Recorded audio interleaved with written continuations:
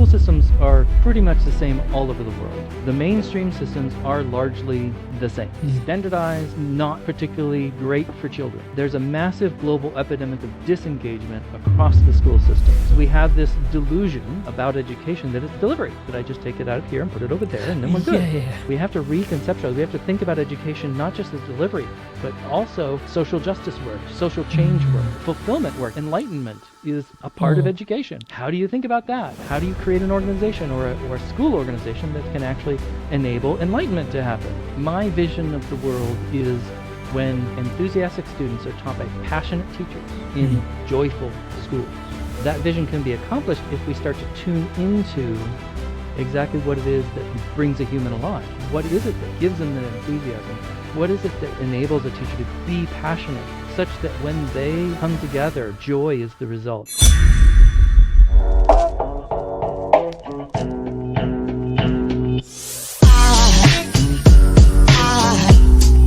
Aside from my soul.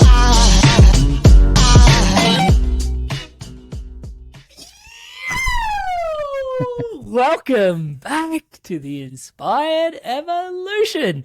And we have with us today, it is a treat, Don Berg. Don, how are you there, mate? Doing great.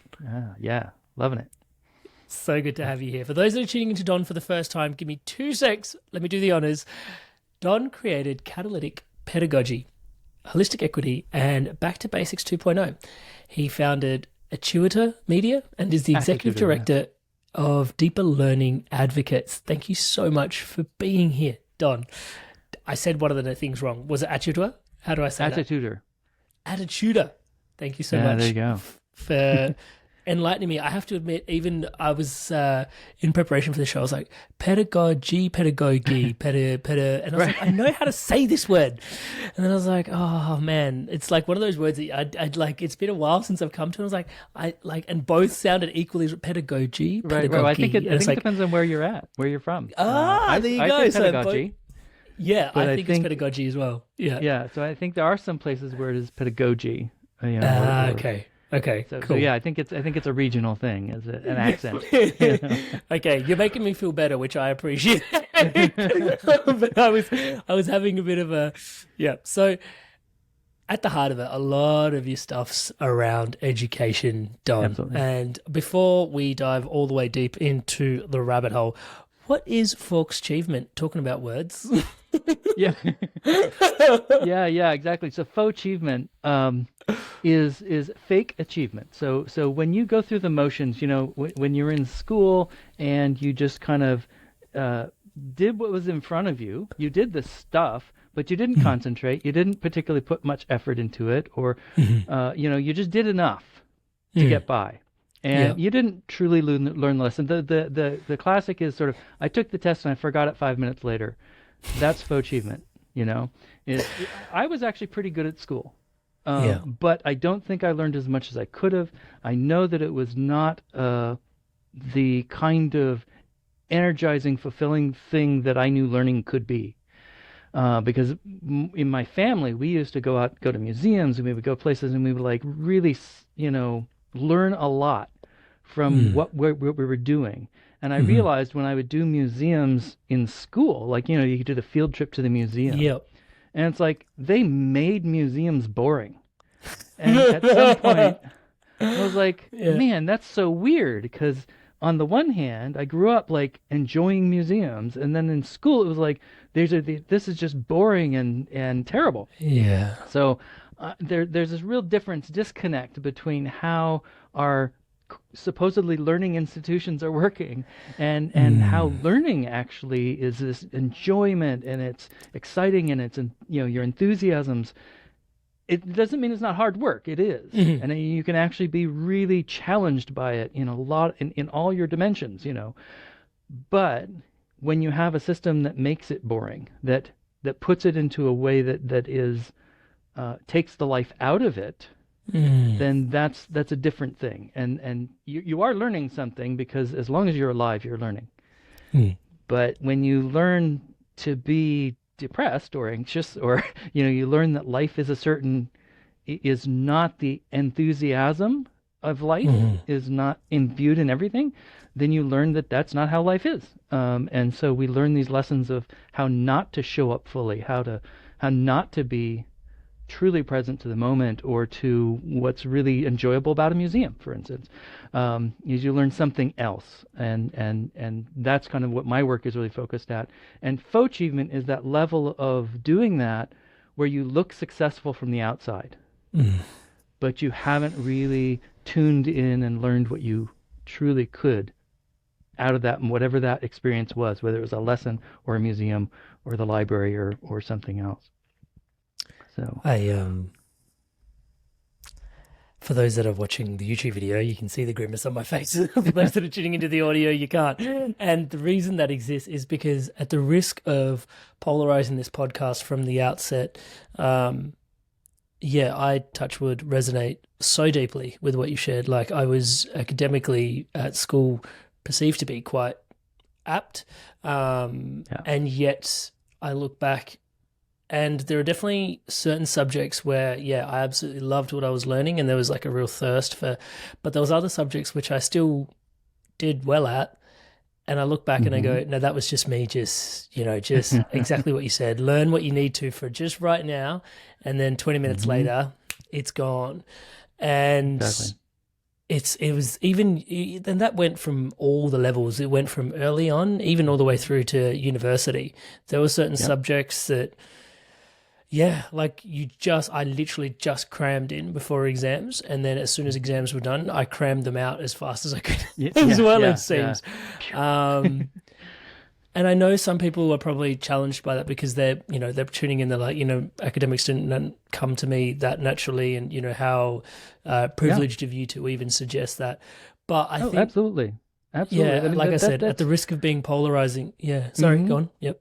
I think that's one thing you have to appreciate though is that there is we focus on people who drop out of school. And Mm. that's not that represents a tragedy usually. Um, Hmm. unless they're rising out of school into something better, but usually it's not. But when we Yeah, also rarely is focus it. on kids, Sometimes it turns out afterwards that rarely, they yes, rose into something, but at the time, yeah, it's like you said, it's a collective social stigmatized tragedy. Yeah. exactly. And then you have the people who uh, did stayed in school but didn't Mm. do well, so they were underachieving. So you have the Hmm. dropouts, you have the underachievers, and those are both tragedies. And Hmm. then you have the faux achievers, the ones like us who faked our Mm. way through it. We got some of the rewards and truly the privileges that accrued from having that diploma or that, whatever it was, the degree. We Mm. had that on our wall and we Hmm. got some privilege from that. But that's no less a tragedy than the others because they all represent the same fundamental problem, and that's the disengagement from learning itself, which is, I would argue, disengagement from life itself, only at smaller degrees and different degrees. It's the same phenomenon. You're disengaging from something, and when you disengage, you pull back from it and you deny the lessons that are possible to learn in that situation. Or you learn a different lesson. Like I said, anytime you're alive, you're learning. But when your brain goes into survival mode instead of thrival mode. So that survival mode is like, okay, I got to protect myself. Well, one of the ways I can protect myself when I'm really, really smart is I can say, I don't really put much value on this, so I'm just going to skim it. I'm going to cram it in and let it go. You Mm. know, that's no less tragic than the others because it represents some level of disengagement. And what we were successful at was Mm. learning how not to be fully connected to Fully life in that engaged. moment. Yeah, to not be fully Mm. engaged in that moment. So it's no less a tragedy. It's just that our society supports our tragedy better than it does the others. The We other get ones. rewards despite that. Mm. And The there are some people who just flat out succeed in that system and enjoy it. So there is the full spectrum. There are those who Mhm. were rejected by the system, and there are those who succeeded in the system, like fully succeeded and became, realized within their, because they just happen to align with it. So the Mhm. full spectrum is there. And it's just a matter of like, can we shift it? And my work is really, can we shift it to that place where we really help children become attuned to what their life is, independent of their circumstances and their the things in their life that are going on nonetheless. But how do you tune them into the great things and the enthusiasm of learning itself? So How do we invite children? Because as a parent, mm, I can see so much of my role being to steer the ship. Obviously, the ship is made a certain right. way, and God created that ship the way, and that's my belief. Doesn't have to be your belief. Mm-hmm. And sorry, I was talking to you and the audience. Sorry. Yes, yes, It's exactly. massive No, fully. caveat. But yeah, I feel like God created the ship, but I'm here as a bit of a rudder for my son. Touch wood. Yes. And yeah, how do you?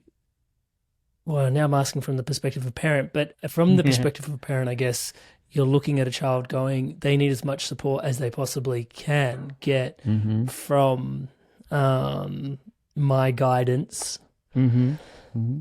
Yeah, which even recently I'll lay the cards on the table. Like, Melbourne here, the education system is quite, I don't want to use the word cutthroat, but competitive is probably the right Yeah. word. You have to put the Yeah. kids' names down for schools. Early. Relative to Yeah. how Yeah. close they were born dictates, Mm. and you applying to that school dictates the likelihood of success of getting it. And it's like, this kid barely has a name, and now I've got to attach a school Yeah. to it, And it's like Yeah. you're looking at this education system going like, what is going on here? So is there a way that the child actually can dictate its own terms towards education? And maybe even that sounds too hierarchical, and is it just a matter of connecting into, hey, this is what the child's inspired by? Right. Well, that's the thing is that for a parent, it's really about you can see when they're little, they have that light in their eyes and they're just like engaged, right? And the trick is, what's the thing? What's the school? What's the learning situations where that comes out more than any other? And yeah, it's really hard because you're putting in applications to schools where you don't know if this is going to be your child's jam. This is this is the thing that turns them on. You don't know. And Yeah. you're as a responsible parent, you're having to sort of hedge your bet and say, well, if I don't apply now, I don't have a chance. And is that the chance I want them to have? And if it is, do I have to hedge my bet across, apply to many different schools, very early, or it's a tough question. And that's where understanding education as more than the tick list of things that academics provide, like, oh, they're going to have the math and the reading and is looking deeper and saying, well, is education truly reflected in academics and academic success? I think it's more. I think it's more than that. Like fundamentally, what you want an education to do is orient someone to reality. Because we think the illusion we have is that we're directly in touch with reality. Like, okay, here's this thing. I have it. Therefore, I can not only have this object in my hand. I'm holding a mouse for those on the audio. I have this object in my hand, but then can I also say that I have, when I think of an idea, I grasp that idea? That's a metaphor. Okay. Now, do we decide that, oh, that's an unreal thing, like the idea is unreal? Well, that's what a lot of the academic subjects are saying. Well, there's something called an economy.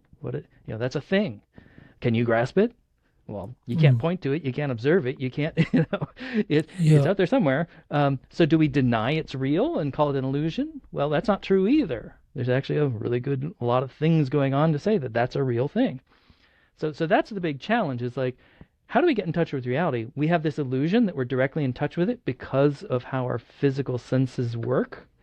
Yeah. But the world's much more complicated than that.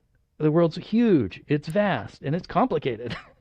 And we have to do things. We have to look at the subtleties and how does it really work? So when you're thinking about education, the thing is that you're not just helping your child get in touch with physical reality. There's layers to reality.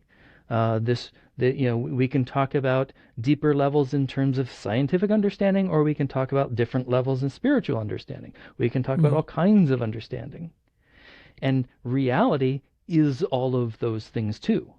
So how do you discern, how do you help your child get from kind of being a delusion machine into having some relationship with reality? And that's where we have to have not just trust our own senses. We have to trust institutions to help us understand beyond our senses what's going on. And scientific institutions have one approach to that. Spiritual institutions have a different approach to that. Now, it's a tricky thing. You can find liars on both sides. You can find the cheats on both sides. Oops. It's science may have a better grasp of causal things in physics, chemistry, and biology, and probably some other fields, but they don't have the whole thing, and you can find people lying about it there. But you can also find on the spiritual side, there's a lot of people who very well intentioned, but they, there are the Jim Joneses and the people who've done some crazy things. So how do you ensure that you're getting in touch with reality? Well, it turns out that my field is psychology. I do have that scientific perspective, but I also grasp that there is a real important part of our life that is spiritual. Metaphysical. And how do you I've noticed that about your and work. be in touch with that, Yeah. So that means I have to figure out what is it that how am I going to trust is really what it comes down to. And the first thing you're going to do as a parent is build trust with your child. The more your child, so God created us. We'll use God. Now for me, it's just it's a placeholder in a way. It's here's something. Could be universe, could be creator, could be creation, whatever you want to call it. I'm a universalist. So and just please continue down the train of thought. But it's not who are you going to trust? It's how are you going to trust? Correct? Yeah, in a way. Yeah, that's a fair statement. You need to have both. You need to say who and how. Sure. Because you have to understand. So when you're asking who am I going to trust, part of what you have to look at is the deeper realities of how brains interact with policies to create limitations. So when I one of my big subjects is the hidden curriculum. So I was going to ask you about that today. Yeah. God does a good job of hiding, right? And so when you're looking for what's that hidden stuff, well, one of the reasons we developed science was because reality, which is equivalent to God. I follow, there's this guy, Michael Dowd, who's a theologian, who says, let's just say God and reality are the same thing. So if you're trying to grasp reality, you're trying to grasp God. And if you're doing that, what is it how do we get past our delusions about them and past our companions' delusions about it? Well, that's where it gets interesting. That's what the hidden curriculum is about. It has those brains interact with policies, and I use policy very broadly. So when I'm talking about education, as a teacher, part of what I'm trying to do is okay, how can I structure this situation? Because one thing is that the idea that I take knowledge out of my head and deliver it into my student's head, that's a weird metaphor. I mean, it's a common metaphor, but it is a metaphor, and it's very limited in terms of how it means. There's no evidence that, in fact, anything goes from here to there. There's coincidences that, if you were ignorant and then you were taught and then you're, no longer ignorant, it seems like the teaching did the thing. Yeah. But from a neuroscience perspective, that's not plausible. Something you had to be active in the construction of that knowledge in some way in order for the neurons to change. That's what knowledge is on some level, is like you had to rearrange your neurons. Interesting. So I, as a teacher, didn't deliver something to you and then suddenly you're enlightened. No. You unpacked something and I unpacked something at the same time. Exactly. Now, and one of the interesting things about psychology is that it has uncovered that, one, we don't have direct grasp of reality. Yeah. But we also have a... Yes, exactly. Yeah. There is an illusion, but we also have the ability to go beyond that illusion, to get better at grasping what is reality. Now, we'll never have a complete and total grasp. Like reality's still always out of reach. So the question is, how do we get better at it? And there's a few institutions in our societies that have really grounded themselves in a certain way of approaching it. That's the sciences, that's journalism, and that's like courts and things like that. So there's some key institutions that have really grounded themselves in that, and it's brought us amazing things in this world. Benefits as a society. Benefits, technologies, all kinds of things. But it built itself on some delusions. It's like the very delusion that the universe is knowable, as in we could grasp the entire universe and understand the whole thing. Well, one of the things science has revealed is that's never going to happen. Yeah. There are so many things that have kept banging away at that. Heisenberg's uncertainty principle, the incompleteness theorem of mathematics. There, you could go. I have a whole list actually in the book somewhere of about 6 different things, and it's like if those 6 things are, it starts to pile up, and you realize we're just never going to nut it out. we're never going to. Now, the thing that we can do is we can decide what is worth pursuing, what is worth knowing. We have a truly infinite universe from our limited unknowability perspective. Is like, okay, well, it's practically infinite. So the question is, what's worth knowing? Pursuing. Yeah. What's worth pursuing? And that's where the spiritual and the scientific are actually starting to come together. So you have the practices like mindfulness that have really got a good, solid empirical foundation to say, yep, that's a real thing. And you don't need religious overlays on it to make it work. It works even if you strip all that away. Because there's a human capacity for being in touch with reality, or grasping towards reality, or so that's where, okay, let's get back to the parent and say, okay, as a parent, how am I helping my kid? Well, God has designed your child in a certain way. He has needs. Okay, you got to feed him. You gotta, you gotta clothe them. You gotta shelter them. You gotta, there's it's the psychological needs that actually are the kind of are emerging in the education world as like, oh wait, they have a need for autonomy. So you have to, when you have that inclination, like, okay, do I choose the school or should they choose the school? That's actually the right question to ask. When they're young, yes, you have to make some decisions for them because they don't understand the nature of the question itself. And so you do need, when they're young, to make some decisions and do your best. But then you also have to pay attention and find out, how are they showing up there? Is that light staying on in their eyes?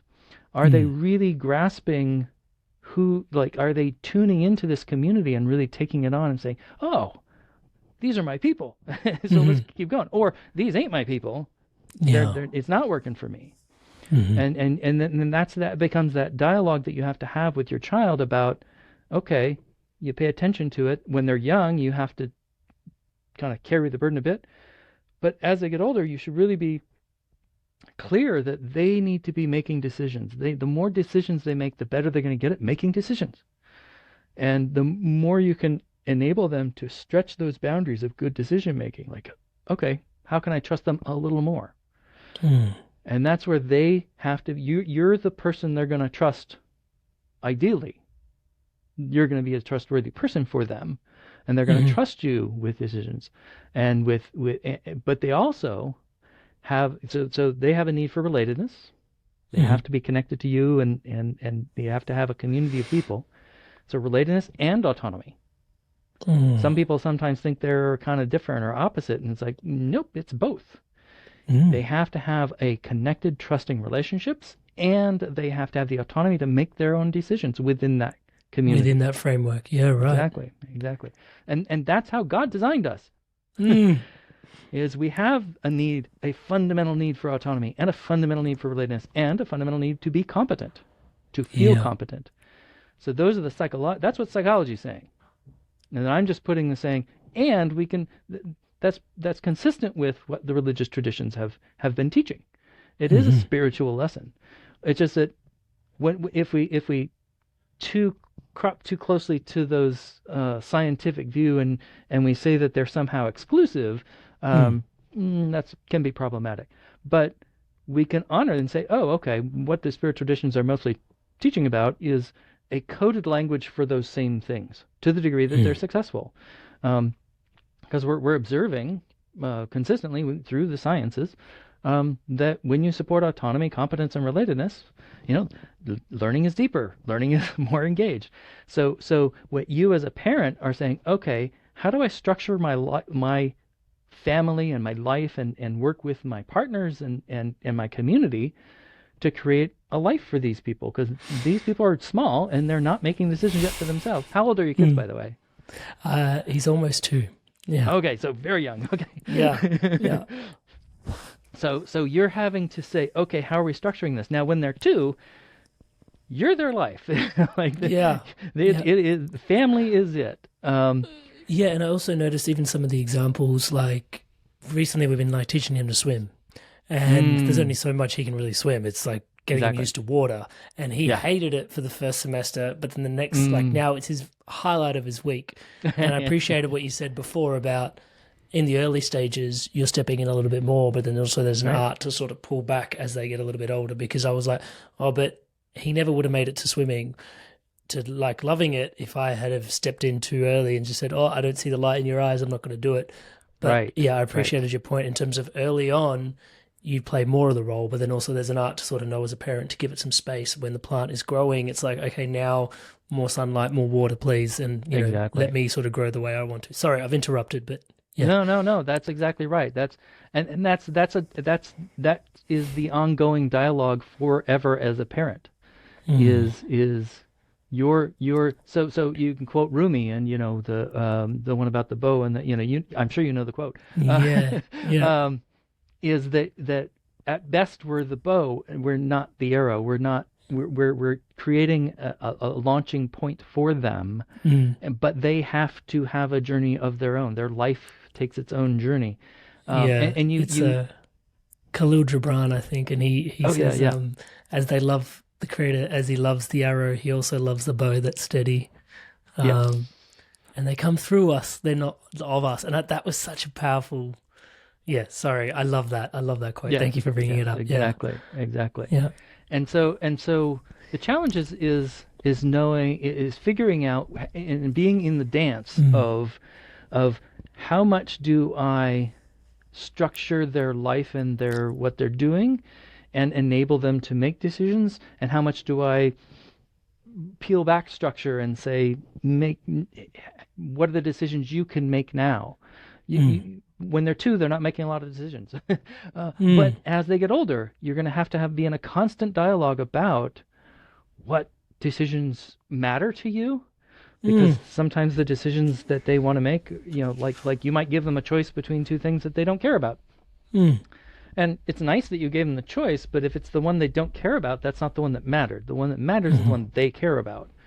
And sometimes, as a parent, you have to make choices and decisions that they don't want you to make, but you have to.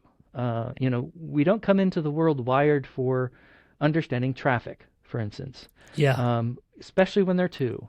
He's probably got his legs under him, right? Or is he yeah. Boy, does he. So he will go.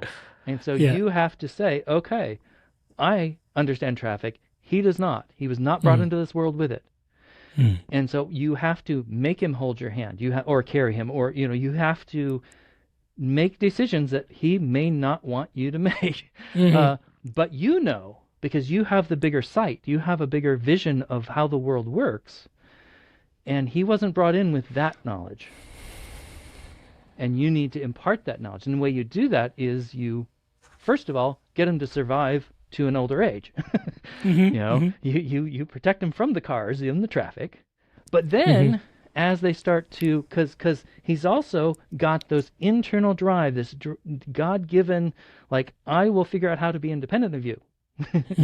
I will figure out how to be competent in this situation. I will figure out how to express myself here. And that's where you figure out ways as a parent how to structure. Okay, how does that work? And how do I help him learn that is, you have to look, first thing is going to be look both ways. He's probably not up to look both ways yet. That's going to be a few years down the road. But eventually you'll be like, okay, he knows to look. And eventually, and he does that because he respects, he's in relationship with somebody who's bringing that to him, and he eventually learns that. Now, when you get to be a teenager, if someone were trying to hold your hand across the street, that would be taken as an insult. because you see yourself as a competent person. You are a member of Yeah. this society. So trying to hold your hand now the teenager would love to hold the 2-year-old's hand to get across Mm. that street because that Yeah. signals their competence. Mm-hmm. See? Mm-hmm. So that's where it gets tricky is they don't come into the world with traffic as a thing, but eventually Mm. they get it and they incorporate it into who they are. Now, I don't go up to a street and go, "Woohoo, I get across the street and I'm going to do all like intrinsic motivation to cross a street safely is not a Mm-hmm. thing. It's a mechanism I use because I've learned it and I've incorporated it into who I am, but Mm-hmm. it's not intrinsically motivating to do it in a safe manner. Yeah. So this is one of the conversations in education is that there's a lot of people who have really interesting notions about how important intrinsic motivation. So if you look at the radical alternative schools where Mm. they give kids, like they get to make all the choices. They don't have Yeah. required academics. They have Mm-hmm. other ways that they do things. And some of them will talk about what they do as if everything's intrinsically motivated. Mm-hmm. And that's just not true. That's not true of Mm. anyone. And so you can't over emphasize the intrinsic, like I could talk about enthusiasm and joy and learning. Mm. And it's like, yeah, that's Vital important. ingredient, but it's not It's the an whole ingredient, dish. but it's also having someone realize like, oh, there's a reality out there beyond me, and it will kick my behind Mm-hmm. if I'm Yep. not dealing with it appropriately.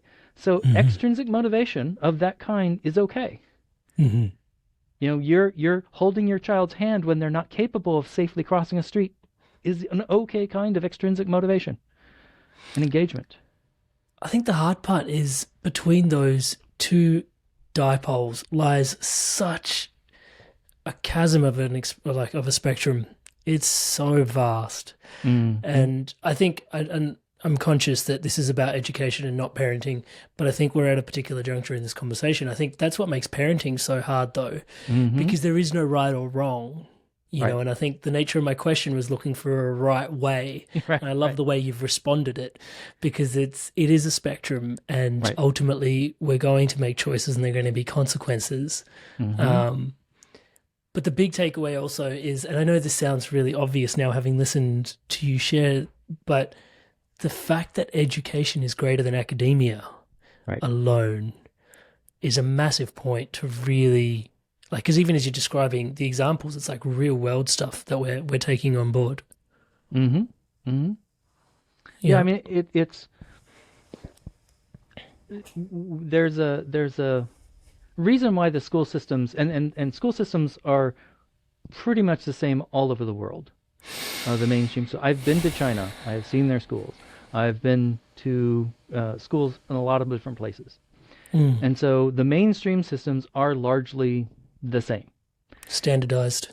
Standardized, not particularly great for children. The yeah,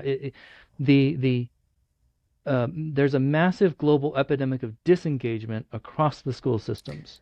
And is that the key metric that you're looking at in terms of when you're saying not great for children? Because children Yes. are actually disengaged and fundamentally they're there to learn and yet they're not even, they can't engage with what the fundamental tenet of why they're there Exactly. is. Exactly. Yeah, And right. That makes a lot of sense. Sorry, I just wanted to get super clear on that no, point. that's exactly is that when you look at and it's a historical accident essentially. Well, that might be overstated, but there's some historical reasons why it looks the way it does. Is we have this delusion about education that it's delivery, that I just take it out of here and put it over there, and then we're good. Yeah. You know? Conduit. Exactly. Yeah. Exactly. Yeah. And if that's your model, then when I go to develop schools in somebody else's country, so Great White Hope and taking building schools in Africa or Afghanistan or something like that. When I do that, I'm just going to say, okay, I'm going to get a bunch of teachers who are going to deliver this curriculum, this content into the heads of these students, and that's going to be it. And if you and that's what we've done. We did it to our own children too. So this is not merely colonialism. That's part of it. But we colonized ourselves first, and then we colonized everyone else. And it was not all that much better for us either. Right. So when we went to that level and we said, okay, we just deliver it, then that becomes the way that we put the whole thing together, and we created limitations based on that metaphor. Said, Mm. oh, all I have to do is measure it once it's there, and we're good. And then so you have a test, and you can standardize the test because once you know it's there, you're good to go. You don't come back and retest it unless Mm-hmm. unless you're being remedial. And so there's a whole bunch of reasons why the system looks the way it does in the mainstream. Mm-hmm.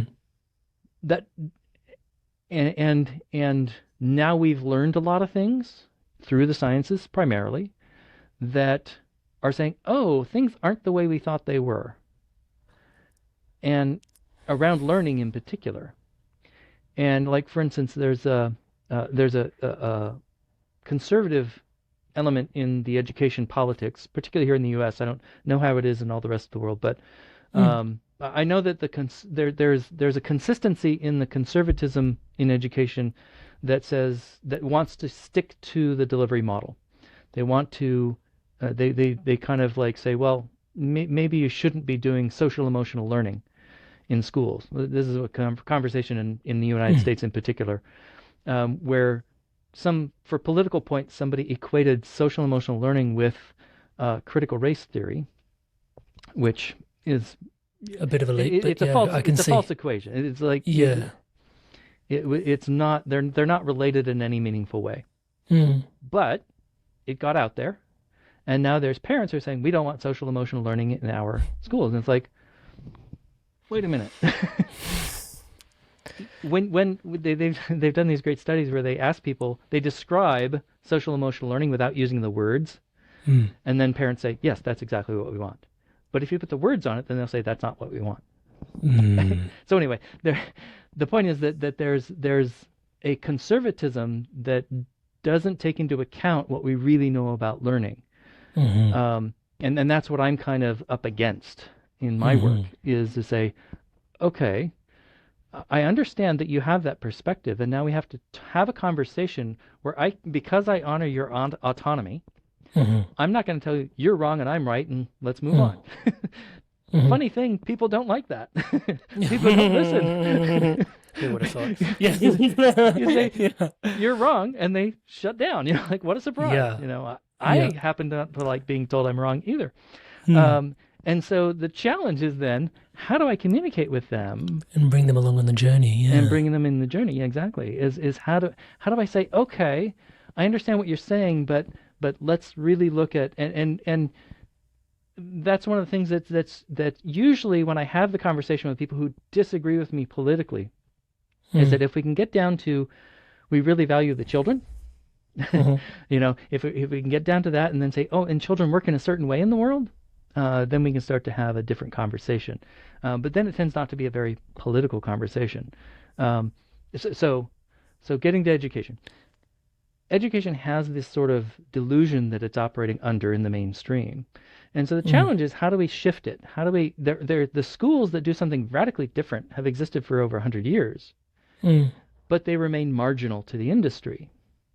And the Mm. question is, how do we bridge that gap? How do we get those schools that I know are doing a good job because I studied several of them and know that they maintain intrinsic motivation for learning, despite Mm. decades of research showing that kids intrinsic motivation declines every year and across years. What are So some of these schools are those different. schools? Yeah, because I asked from a place because I can see we have a similar sort of tussle in Australian politics. There's this real push to standardise tests, and Right. everyone's like standardise, and it's almost touted from this place of we're not leaving any child behind, Right. right? And it's Which is ironic. yeah, and then but there's this whole every kid is infinitely nuanced and unique, and Mhm. how much are you gonna, just uniformize literally everybody for a white or blue collar job in some way? Sorry, Exactly. but there's again a spectrum between those two things. So you're mentioning that there are schools that actually honor that infinite nuance between the individual and yet can also cultivate education within them. Yeah, what do some of those examples look like? So one, I mentioned earlier, imagine a school where there are no academic requirements. And Mm. then the kids are anywhere from 4 years old to 18 years old. So it's the full Hmm. spectrum of K-12. And they're not required by anybody to study subjects or learn to read or anything like that. Now, of Hmm. course, when you say that, people freak out and say, but they're not going to learn to read.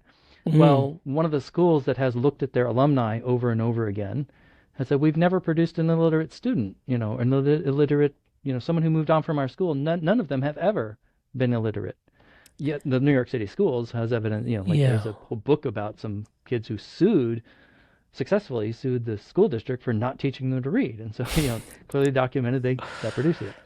So how is it possible that not requiring academics leads to academic success?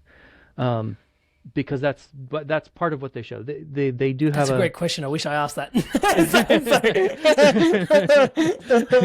Yeah. Yeah. So the thing about it is that you have to realize that from a scientific point of view, what we realize, kids are wired to be competent in the world in which they exist. God created them to strive towards being competent in the setting in which they live. And so what happens is these kids live in an environment in which competence means you have to be able to communicate. You have so for instance, I'll describe one of the schools. So one of the schools I studied is called the Village Free School in Portland, Oregon, USA. And they only have 3 rules that have not changed since they began. And there are things like respect people's things and the things a school owns, respect other people, and understand that your freedom ends where somebody else's begins.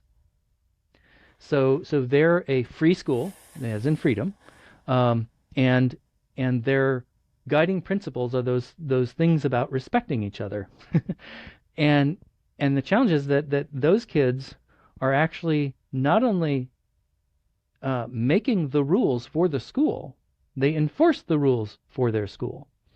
So it's not adults having a set of rules and then enforcing them on the children. The children made the rules. The children enforce the rules. And then when there's a violation, they actually have to go before, the person who calls them on it can either just have a conversation and solve it. That's often what happens. That's mostly what happens. But occasionally that doesn't work out, or there's some tensions beyond that, so they will write it up, and then they take it to a group that then adjudicates it. And it's kids. It's also students who are hearing the complaint and figuring out what to do about it. So it looks very, very different because all of the adults in the space have the same rights as the kids. And are learning too. And are learning too, exactly. Is that there's the equality that they espouse is it's kind of an equality of learning in the space. And some of the adults have certain legal responsibilities, and there's a board that's made up of adults, legally has to be made up of adults, that makes big decisions, but the day-to-day decisions are made by the kids. And bi-directionally question, is that what holistic equity sort of is starting to allude to from your perspective, or am I leaping too far? No, that's the far reach. So that's where what I see is when I say holistic equity. Yeah, because that's your website, right? Holisticequity.org. Holisticequity.org. Is what I'm referring to is we need a deeper understanding of what equity means. The conversation in the public tends to be sort of all about subgroups, racial, gender, disability, various things. And then you have to say, well, one of the ways that's problematic to talk about it is, well, all those groups have to have every subgroup should have equal outcomes. Well, that's problematic because I'm not you. I don't want to be you, And so we're going to have different outcomes in life. Now, everyone agrees that your race or your gender or your abilities should not artificially limit your opportunities in life. We all agree on that. Nobody thinks that racism is okay. Nobody thinks that sexism is okay. not out loud and in public. So, so what we're doing is we need to think about the equity conversation in a way that says, oh, if we tie it to needs, not outcomes, or the only outcome that matters is, are your needs supported? So if you're starving, that's not okay. That's not equitable. But if you're not having your autonomy supported, that's equally not okay. And so how can we have that? So a chunk of my book is devoted to how do we be more precise about what equity means. And I added the term holistic because that is a way that I view the world. And I think it takes a more nuanced perspective on what equity should mean. In a way that respects both the conservative critique of equity, because I don't know about other countries, but in the U.S., equity tends to be associated with the left in politics. And there's a sort of anti-equity crowd within the conservative elements of our society. And they have legitimate critiques. And so if you don't take account of the legitimate critiques, because they also have some illegitimate ones, but if you take account of the legitimate critique, like about you can't just create all the same outcomes for everybody in society, that's not possible or sane. But what do you tie it to ensure that equity is actually happening? And that's where needs come in, and being really clear about a scientific definition of needs so that we're not waffling on language. We're saying, oh, here's precisely what the needs are, and how do we then meet them? And how do we make sure that they're being met? Facilitated, yeah. Exactly. And if you don't have a way of measuring that outcome, then you're not going to produce, you're not going to improve. And that's where a lot of people don't realize that we actually have some really good measures of needs, psychological needs, that actually are pretty, clear. It's not rocket science. It's brain science. Well, what are some of those needs? So specifically the needs for autonomy, competence, and relatedness. Those are the key ones. Yeah. And sleep is the other psychological need. But people don't really have, sleep's not too controversial. But autonomy, competence, and relatedness are the needs that are really shorted. Well, in elementary school, the autonomy need tends to not be well supported. By the time you get to middle and high school, then your relatedness needs may be not being well supported. And of course, the whole system is geared towards competence, but it's geared towards an external imposition of competence, not an internal sense of competence. And this is where that faux-chievement comes into one of the issues that we first touched on. This is really coming together. I can see it. Exactly. Yeah, it's interesting because as I'm hearing you share, and it's been, the depth of it is profound, if I can say so, Don. One of the interesting pieces I'm realizing is even the faux-chievement piece.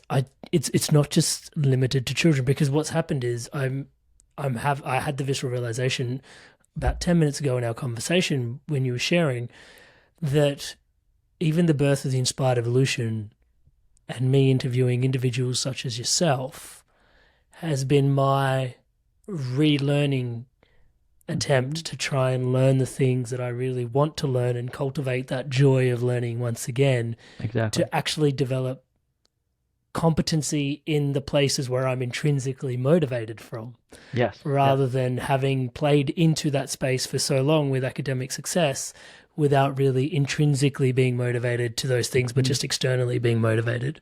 Right. Yeah, I'm just I think that's an easy example to give the audience, and it was just very poetic that we're in that podcast while I'm having that realization about the podcast. Yeah. Yeah, and in a way, understanding those schools that operate so differently is what if you were a kid and had an inclination and then simply used the tools of the society, a podcast or the computer, to then pursue that. Like, what if that was just how it worked? Well, that is how it works when you give kids that freedom. That autonomy. They will find ways. And one of the ways that the adults operate in those spaces is their job is to discover ways to support the kids in conversation with the kids, not imposing something like, oh, you should learn this. It's, oh, you want to learn that? Oh, I know somebody who has that skill. Or I know there's an online course, or there's a local community college that offers that, or there's a gazillion ways that it could happen. But it's really tuning in and figuring out, okay, how do we move forward with this? Now, one of the things I did I taught psychology for a year at Village Free School. This is a little while after I did my research, um, but the kids were anywhere from 10 years old to about 17, and so I Mm-hmm. had a very wide age range. And it was just because I said, hey, they at the beginning of the year they said, hey, we're kind of interested. And I said, hey, I could teach that. And it was supposed to just be the one semester, but then it like bloomed into this whole thing. And they just wanted to keep going. So we went for a whole year. Mm-hmm. But it was just about, I was learning because I have very little formal instructional training. I have no formal instructional training. I've just been figuring it out on my own. But it was like really fun. It was engaging for me because I was figuring out how to teach stuff, and they were just soaking it up, and we had a great time doing some interesting things. But that was what it was we came together and learned together. I had a lot to teach them in some sense, but it was also this dialogue about, oh, how do we engage with this? How do we do this? And what should we do? And what would be really fun as a way to learn it? And they so, were yeah. teaching you Absolutely, in that way as absolutely. well. Yeah. So following your work, I can see that psychology really is really at the heart of bridging these worlds in so many ways, understanding why people tick the way that they do, so that we can really come to terms with, hey, neither is right or wrong, but what is the approach that espouses the best outcomes? And I can see why, you said this earlier on, it's disengagement from learning is a disengagement from life, and why it becomes such a spiritual conundrum in some ways, because disengagement from life is a spiritual conundrum, whereas disengagement from learning is a schooling and an education problem. Right. Because following your work, there is definitely, you hold space for psychology, and then you hold space for politics as well, because I guess that's within where the education model sort of lives within, is heavily influenced by, let's call it that. But then you mentioned school leadership, and I was like, that's an interesting piece. Now, I'm acutely aware at this juncture in the conversation, it makes a lot of sense. But prior to coming to this conversation, like psychology, politics, I understood, but school leadership, I was like, Yeah. what does Don really mean by that, and where is he taking the conversation? Right. Yeah.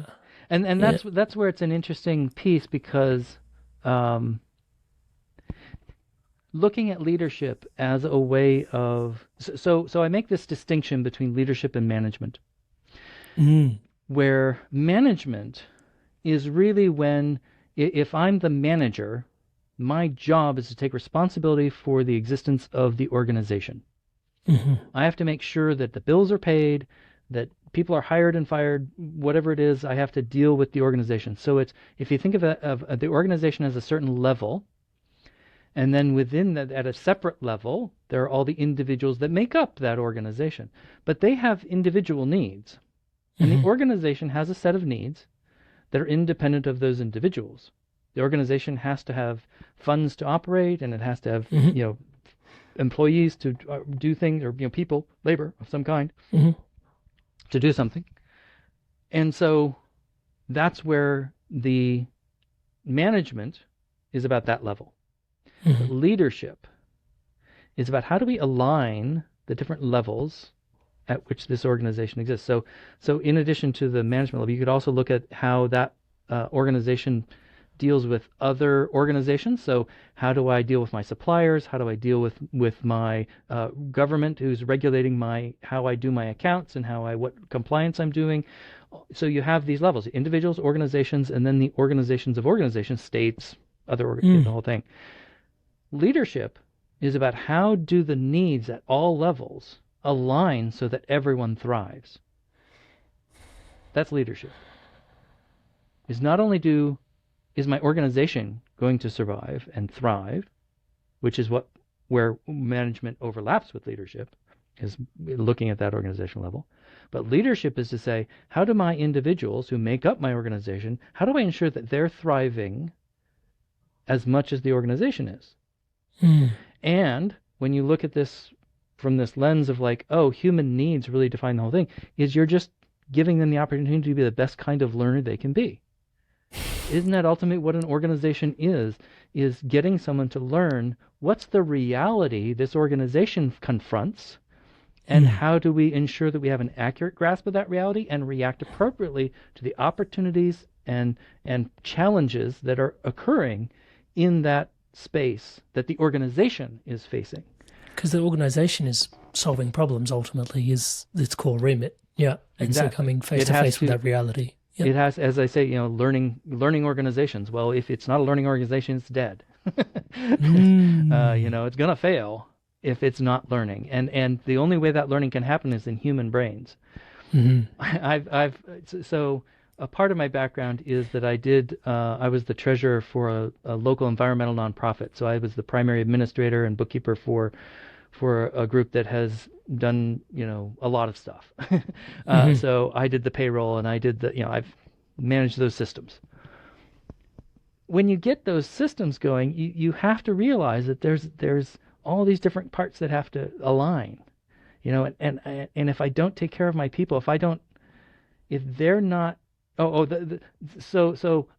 of my co-founders in the group, just insisted on everything being written down. Like you have to have manuals for everything. Now that's kind of a corporate attitude, and I think he's actually backed off of it over the years. But his idea was that if you put everything in a book, then it exists independent of the person who wrote it and should enable the organization to know something about how that works. It's not that simple. Someone needs It'd to be read great if it was that simple. Sorry. Yeah.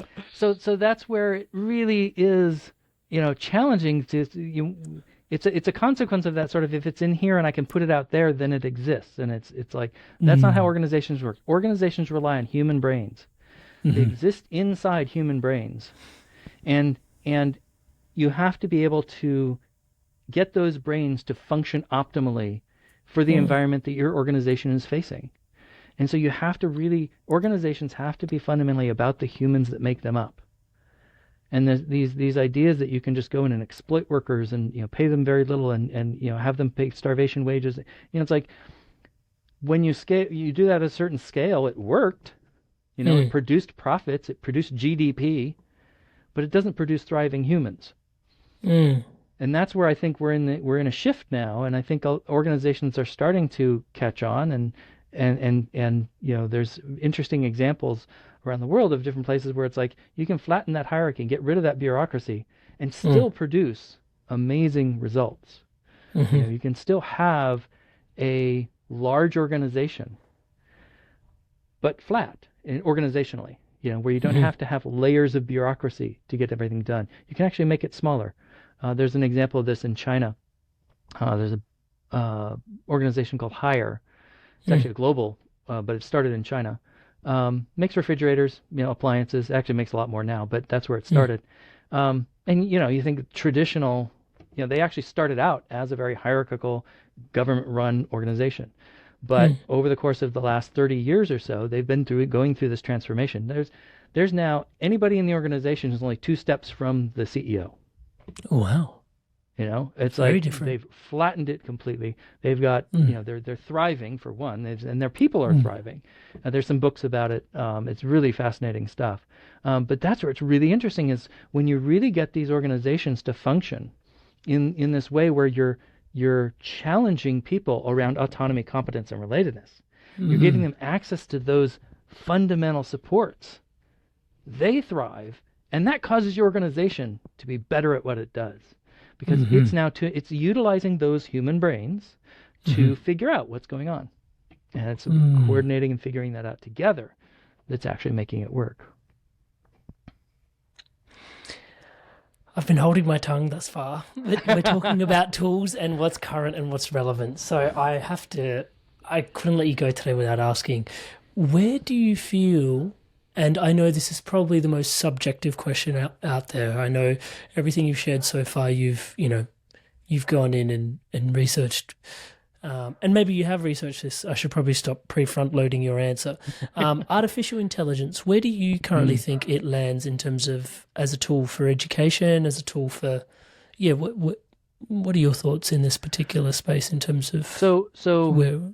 specifically in terms of education, is Mm. when you understand what I mean by education, people having a better Mm. grasp of reality. Yep.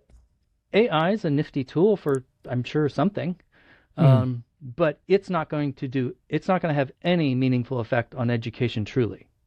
It's irrelevant Mm. to education fundamentally. It It's a compounds the tool, faux-chievement thing in some way. You're seeing people being able to write essays just absolutely. by pumping the question and then it just pops out the essay for you Right, and you're right, like, I did my essay. And it's like, you did your essay? Sorry. Yeah. right. No, that's exactly right. Echoing. Is if anything, it's going to make the faux-chievement problem worse, Mm. which, you could look at that in several ways. I mean, the the broken system we have is going to have to disappear one way or another. Mm-hmm. I tend to be more of when I've looked deeply at large scale change, large scale systems change, when I look at that, Mm. I say, okay, the kind of burn it down thing is just Mm-hmm. a recipe for disaster. Whenever you destroy instead of create, you Mm. really have to question what you're up to. Mm-hmm. If you're not skillful in the realm that you're destroying, that's a bad idea. Mm-hmm. So the challenge, and I refer to my friend Sharif Abdullah, who talked about, he wrote a book called Creating a World That Works for All. Mm. And he really talked about, you have to create this parallel system that can step into the gap when the old system dies off or collapses or whatever it's going to Mm-hmm. do. It's going to transform in some way. But you have to have these things that can fill the gap. You Mm-hmm. can't just leave a void. I say, power loves a vacuum or something like that. Anyway, you can't just create a vacuum and expect good things to fill it. So great Yeah. example of that. Václav Havel wrote the foreword to Sharif's book, Mm. and Václav Havel talked about how the reason that the Czechoslovakian revolution was relatively nonviolent compared to Mm. this is the 90s when after the Berlin Wall fell and the Soviet Union's falling apart and all that, is there were a number of countries in the old Soviet Union that had revolutions. Mm-hmm. Most of them, all except one or two, were violent. Ceausescu Mm. in, I forget, Romania? I think that's it. Anyway, very violent, very horrible. And it was a devastating transition for most countries. Czechoslovakia had what they called the Velvet Revolution. Why? Mm. Because in 1970s, when the Soviets came in and suppressed an October Revolution in, I think, 71 or 72, Václav Havel and his companions who were leaders in that revolution were all put in the same jail. And they secretly passed around notes, and they wrote the Constitution that would be put into place, or the outline of it at least, in the 90s when the opportunity finally arose. They had Mm. something ready to fill the vacuum. And Yeah. that's part of the work I'm trying to do with these schools that are on the margins currently is I'm trying to say, hey, how can we have something that can if the system starts to really collapse, like we Mm. really have an opportunity, or even if it's not collapse, if it's just like they invite us in, Mm. how can we put ourselves in there in a way that doesn't compromise and destroy what we do well in the schools we already created, which are almost Mm-hmm. entirely privately funded and parent funded and not state owned or state operated, because the state tends to destroy them, Mm-hmm. which there's a whole bunch of historical examples of that. So most of the people in that stage say, well, we've given up on any kind of government funding, so they create their own thing. But how can you create a parallel system that's not exclusive of that system? Mm-hmm. Now, it's good to have those there because if there is truly a gap, they maybe can fill it.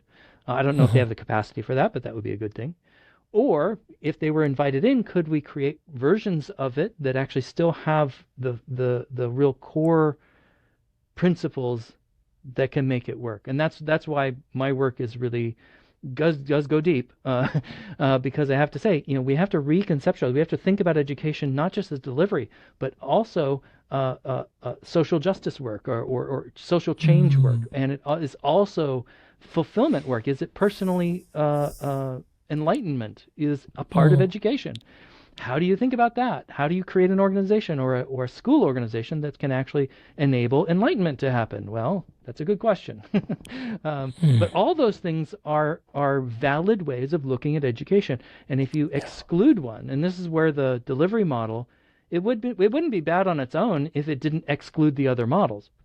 If you say a high stakes standardized test is the only way to be acknowledged for your learning, then you've cut off a lot of All different these types other of learning. dimensions. Yeah, Yeah. exactly.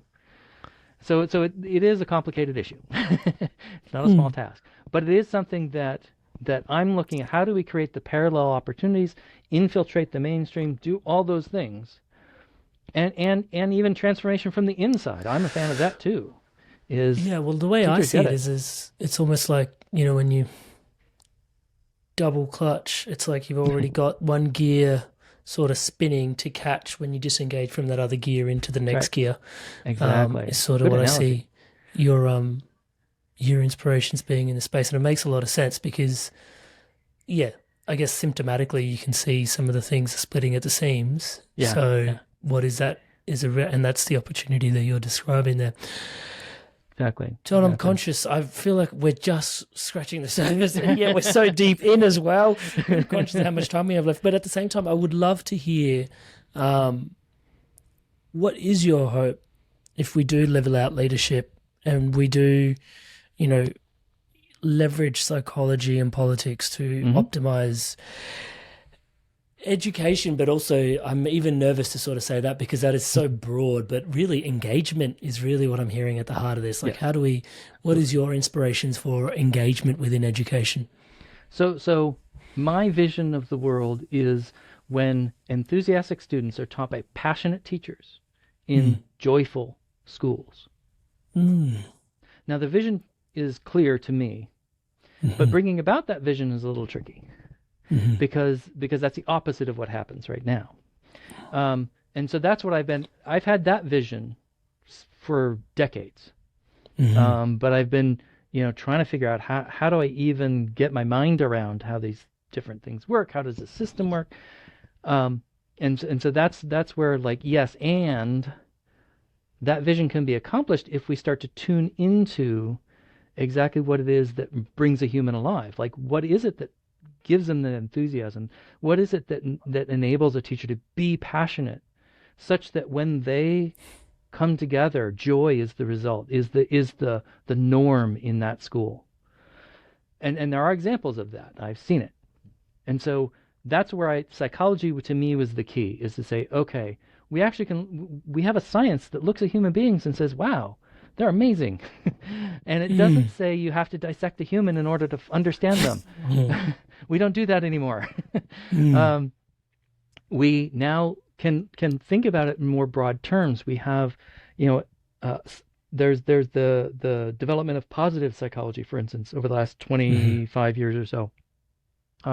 Now, it has deeper roots, but that's when it actually got a name and actually became a thing. And there's limitations to it for sure. There's controversies in the field, as there is in any science.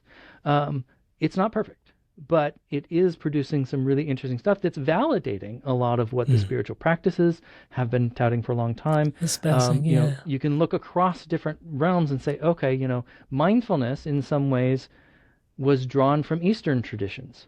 But there's forms of meditative practice and contemplativeness across all of the spiritual traditions.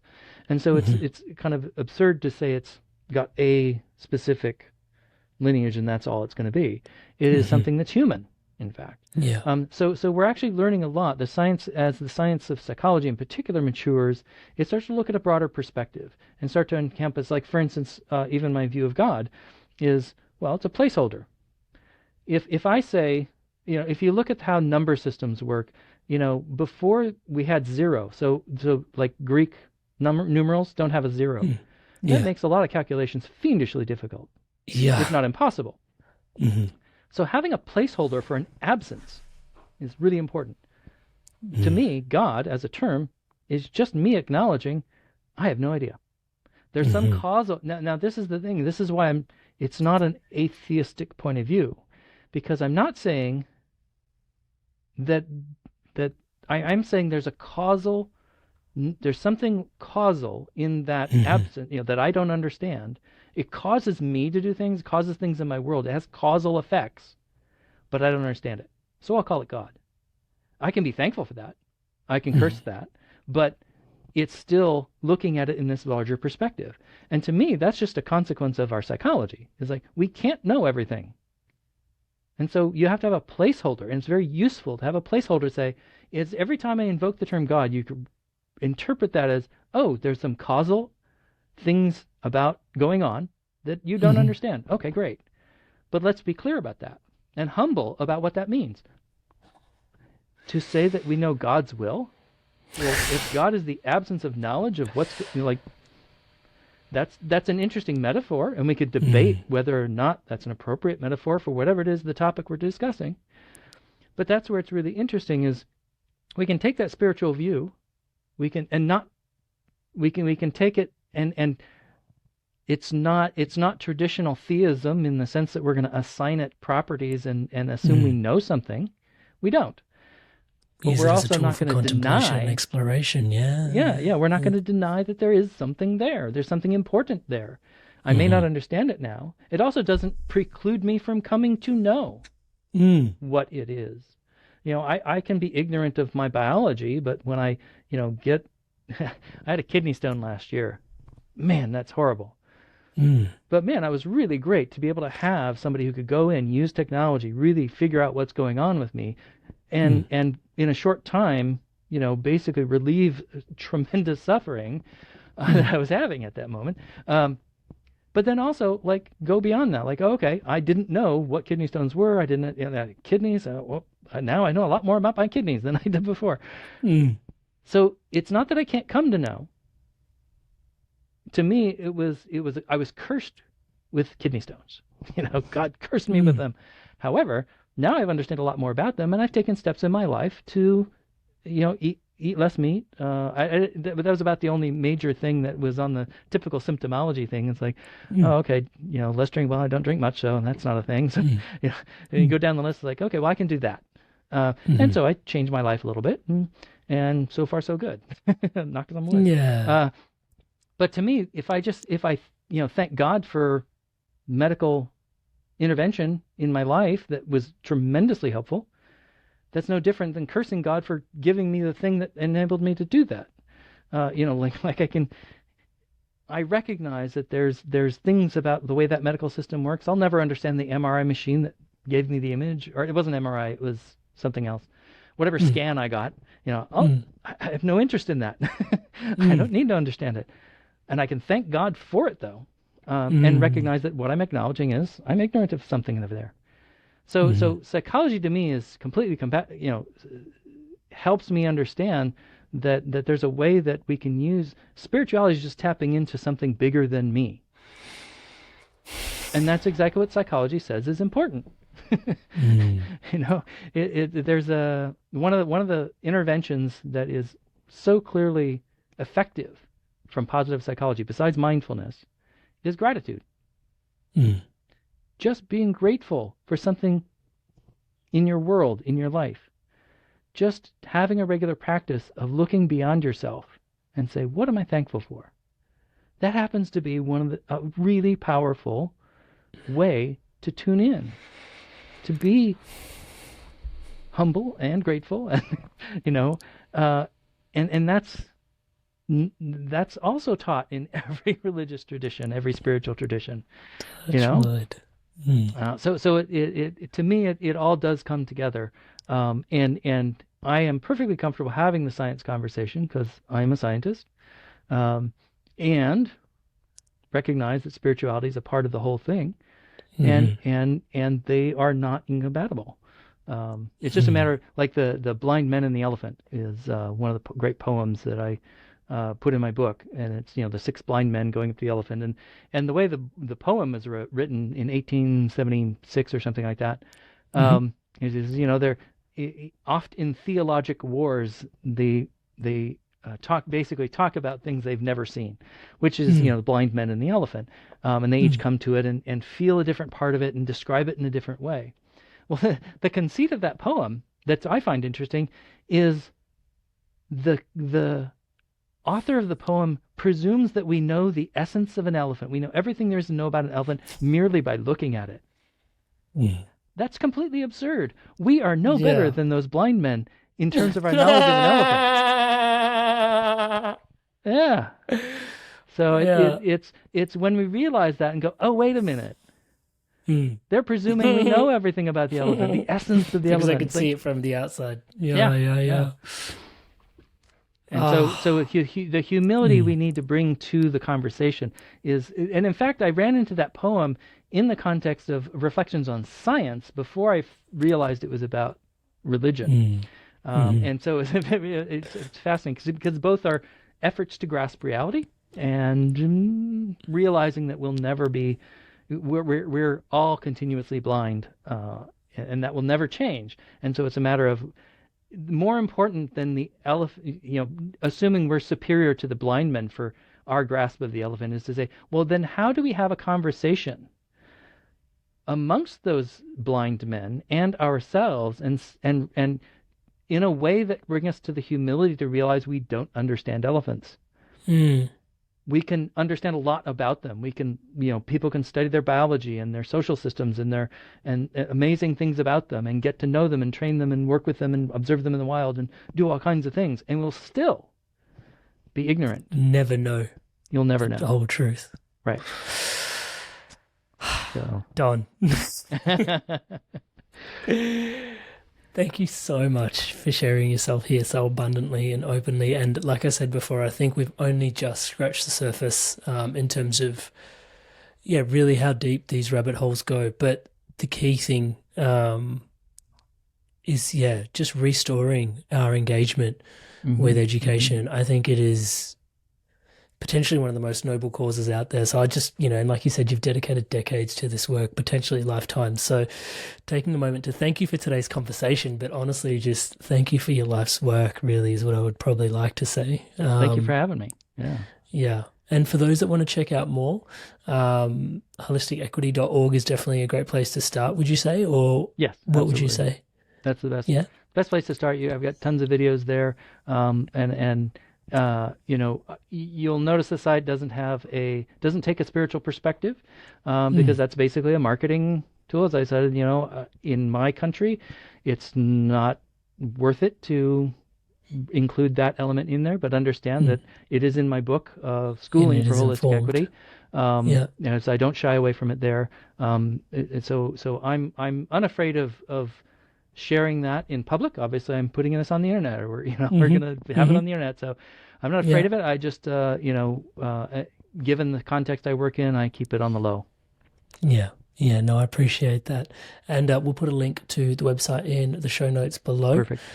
And just deep gratitude for you sharing everything, and just the realizations of so many realizations that are dropped in for me today. And I loved that piece about, where my freedom ends where someone else's begins. That was really beautiful from school as well. And so many nuggets. And I know you guys took away a lot of stuff from this episode as well. Inspired Evolution Tribe and audience, again, you've listened all the way through to the end of another episode. My hats are all off to you guys. Thank you so much for tuning in all the way through to the end. I'd love to hear from you guys. What is it that you took away from this episode? Leave a comment in the show notes below. As always, on behalf of Don and myself, it is truly our life's blessing to be walking home by your side as your brothers. As always, stay inspired, keep evolving. Thank you so much for watching this video all the way to its end. Obviously, you absolutely love this podcast, and I want to thank you so much for watching this all the way through. Here is another video that's perfectly curated just for you to watch as the next best video to keep your inspiration flowing, to keep you evolving, to keep you. Check it out now.